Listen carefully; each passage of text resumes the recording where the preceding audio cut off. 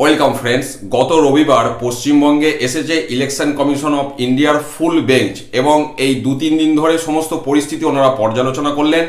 স্বাভাবিকভাবেই বিভিন্ন রাজনৈতিক দলও তাদের সাথে মিট করেছিলেন। তো একটি রাজনৈতিক দল দাবি করেছেন যে পশ্চিমবঙ্গে লোকসভা ভোট এক দফায় হোক, এবং এই বিষয়টি আজকে যখন প্রেস কনফারেন্স করছিলেন ওনারা, তো সেখানে সাংবাদিকরাও প্রশ্ন করেন যে এই বিষয়টাতে তাদের কি মতামত, এবং chief election commissioner mister Rajiv Kumar এই বিষয়ে যেটা বলেছেন আমরা শুনে নেব সরাসরি।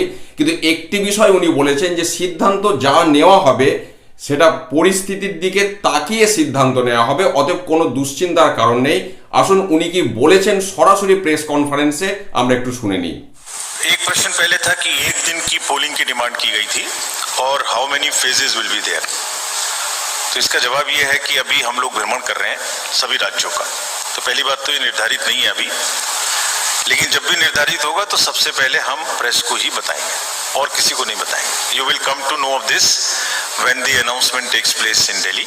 Nobody would ever come to know of this before that.